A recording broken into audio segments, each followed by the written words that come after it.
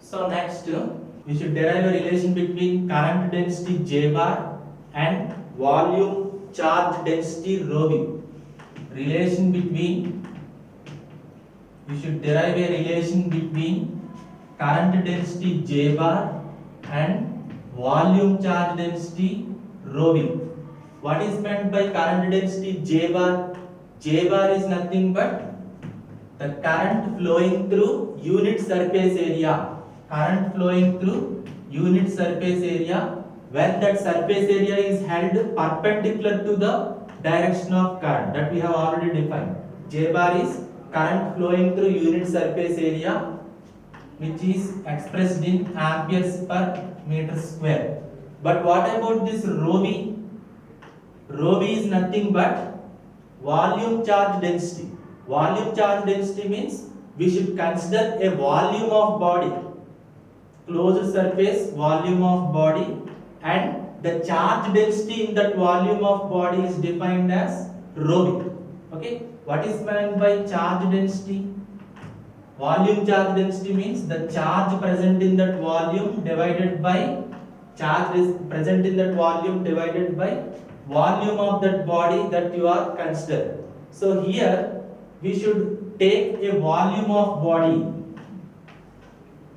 a closed volume of body which are having some charged particles inside.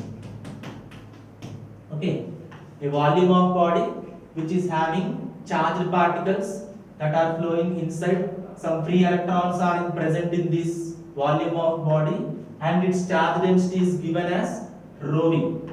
Okay, rho v. That means the charge present in that volume of body divided by volume of that body is the volume charge density rho v. Okay, so it is expressed in charge is coulombs, volume is meter cube. So we are going to derive the relation between this J bar and rho v.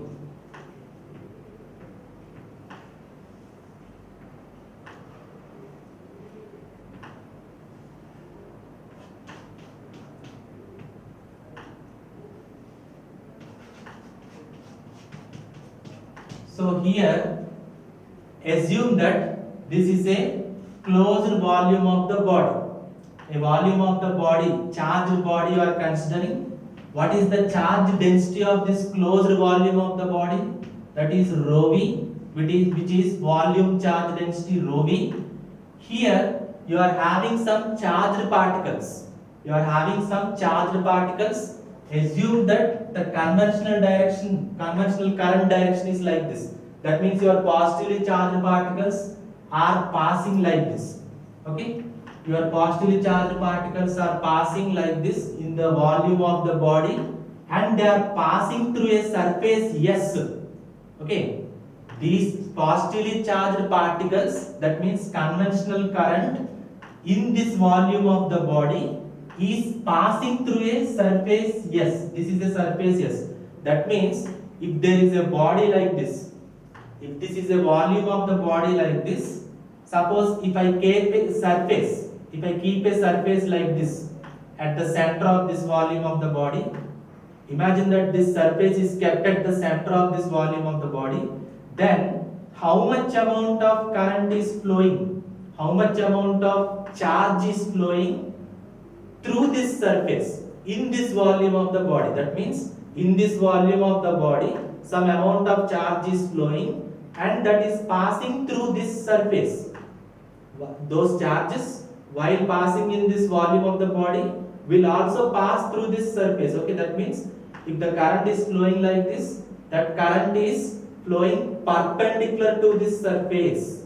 Okay, that is satisfied for current density J bar, because to express the current density J bar we need that the current direction should be perpendicular to the surface that you are considering. So if you are holding a volume of body, if you consider a surface area which is perpendicular to this, then the conventional current that is flowing is passing perpendicular to this surface area. Okay, here the conventional current is passing perpendicular to this surface area that you are considering. Okay, so what is the charge density of this volume of body? Rho v. What is the conventional current that is flowing here? some I. Okay, so that current, that charged particles are traveling with some velocity and they are passing through this surface S. Okay, here conventional current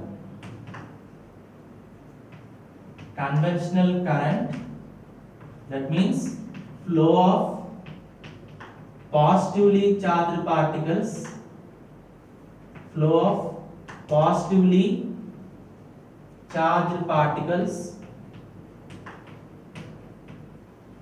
flow of positively charged particles, conventional current, that is flow of positively charged particles in the volume of the body,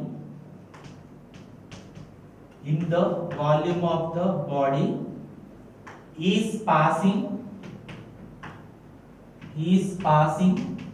through surface S, is passing through surface S. Okay, your conventional current is nothing but the flow of positively charged particles.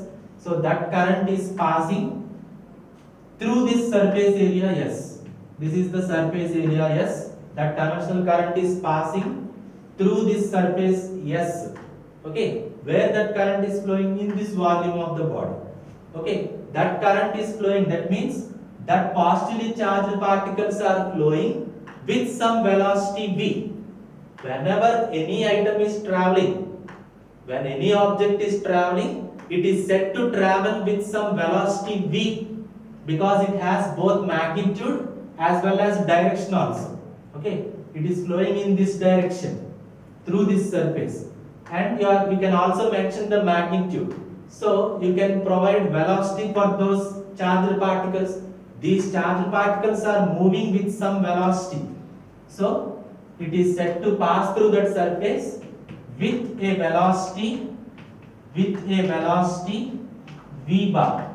So don't confuse with this v and this with v, because this is volume. Generally volume means it is denoted with normal v, but velocity means we are denoting with some italic style v. Okay, this is a vector quantity v bar, that is your charged particles are passing through that surface with some velocity v bar. So these are the assumptions that you are taking for the deriving the relation between J bar and rho v. Okay, so we know that rho v equal to q by v, that means volume charge density is equal to charge per unit volume, the amount of charge divided by the volume of that. So as you are considering only small differential surface for time being, for any derivation, instead of taking the complete surface, we will take only a small differential surface. Here also we will consider only instead of taking the complete volume of the charged body, first take only a small differential volume. Take only a small differential volume of the charged body and consider the movement of charges only in that differential volume. Okay, if you are considering only a differential volume, then what is the amount of charge that is flowing? Differential charge dq or delta q. That means the differential quantities are represented with deltas now. If you are considering only a differential volume, then that is given as delta q by delta v. Rho v is common for the complete volume or differential volume. That is common because you are expressing both in differential quantities only. So after cancelling them, again you will get complete rho v only. So we need not change rho v. So rho v is equal to delta q by delta v. Why I get delta means instead of considering the entire volume of the charged body, I am considering only a small differential volume and I am considering the movement of charges only in that small differential volume only. So from this what I can write? Delta q is equal to rho v into delta v. Delta q is equal to rho v into delta v. So the first relation that you have obtained is delta q is equal to rho v into delta v. Why we are introducing deltas means instead of considering the whole volume of the charged body, We are only considering a differential volume, some small differential volume in the charged body. Okay. Now consider a differential volume. Differential volume means from that whole body, volume of the body that you have considered previously, I am considering only this small differential volume.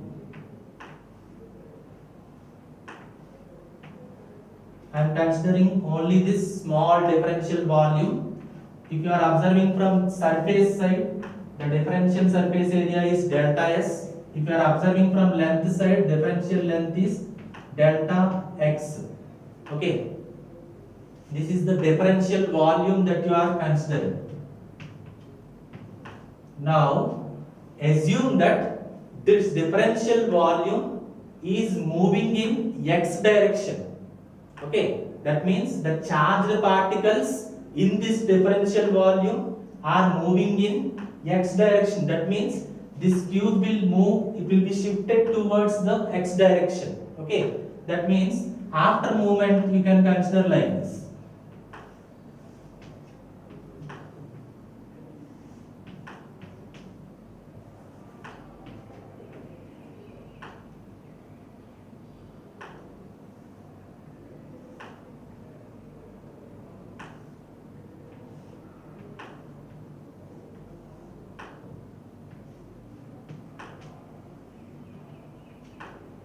Okay, so this is delta X. This is moving in X direction. Okay, so instead of taking the entire volume of the body, instead of taking the entire volume of the charged body which we have considered previously, we are taking only a small differential volume of the body whose surface area is delta S and whose differential length is delta X. Now the charged particles in this differential volume are assumed to be moving in which direction? In X direction. That means I am shifting this cuboidal structure, this differential volume towards X direction on this X axis. By how much amount of length I am shifting this? By delta L amount of length I am shifting this. Actual length is delta X. So delta L is equal to delta X from our assumptions. So as the charged particles are moving, your differential volume is also assumed to be shifted in X direction. Okay. Now what is the formula for volume of a body? LBH. Already L into B means surface area delta S. Surface area delta S. Actually volume is given as LBH, where L into B is the surface area S. S into H. That means here delta S into what is the length that you are considering? That you are considering is delta L. Okay. So instead of taking delta L, what is the differential length that you are considering? Delta X. So we can write delta S into delta X. So in the place of delta V, that means differential volume, not velocity. Velocity is denoted with this style of V. Still we didn't came to velocity. We are in volume only. So the differential volume is differential surface area delta S into differential length delta X. So can we substitute this delta V in this formula? So keep that. So finally your delta Q is equal to rho V into delta S into delta X. Okay, this is the relation for differential charge Q in terms of dimensions of the differential volume of the body. Now, what is the current that is flowing? Movement of charges will result definitely in some current I. Okay, so I is equal to Q by T or dQ by dt or delta Q by delta T. Okay, delta Q by delta T. So as a result of this differential charges and differential times, we will get a current that is expressed in differential form. That means only due to this small differential volume, we will get a small differential current delta I. What is delta Q now? you can substitute that here. Rho v into delta s into delta x by delta t, because here delta t is there by delta t. Now, what is the general formula for velocity in our physics? Velocity is displacement by time. So here this differential volume is displaced by how much amount? Differential volume is displaced by an amount of delta x. Okay, this differential volume is displaced by an amount of delta x by time. So delta x by delta t can be represented as velocity only, no?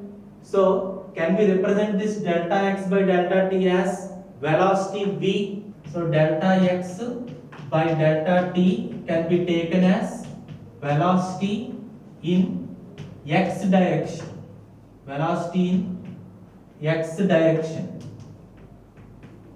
Okay, velocity in x direction. So this can be written as delta equal to rho v into delta s into delta x by delta t can be represented as velocity in x direction, means this vx, because this style of v is represented as velocity. So vx I am considering. Okay. So now what is the relation for I and j? I and j are related as I is equal to closed surface integral of j bar dot ds bar. That is one formula. Now you got another formula for current, that is rho v into delta s into vx. Okay. So if I compare this equation, delta I equal to rho v into delta s into vx. So I am comparing, I will write it as delta I equal to j bar into delta s. On comparing this, I will write delta I equal to j bar into delta s, where j bar is equal to rho v into vx. Okay, so we have derived what is the differential current in the differential volume, that is delta I is equal to rho v into delta s into vx. This vx is the velocity of the charged particles in which direction? X direction. You are assuming that you are moving the differential volume in x direction. So we are taking the velocity in x direction, vx. So I am writing this equation again, delta I equal to rho v into delta s into vx. I am comparing this equation with our general form, because we know that I equal to j into s. I equal to j into s, because in our previous derivation, while deriving the relation between I and j, we have defined I equal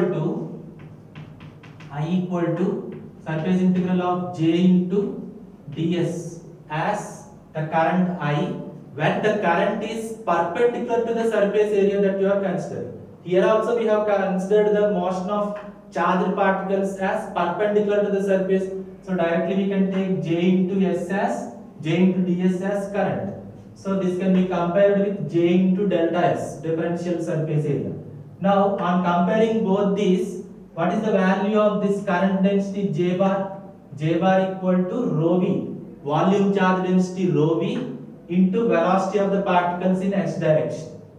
If you generalize this, that means instead of taking x or y or like the directions, if you generalize, then simple current density in vector form is equal to rho v into v bar. That's all.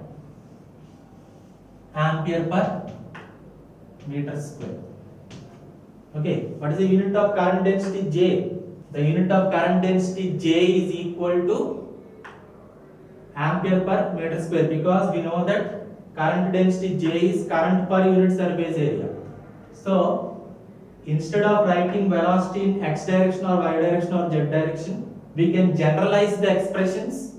On generalizing, the current density in any direction J bar is given as rho v into v bar, where v bar is the velocity in the direction that you are considering in derivation. Suppose in derivation I considered the movement in x direction, you may consider in y or you may consider in Z also, that is our wish.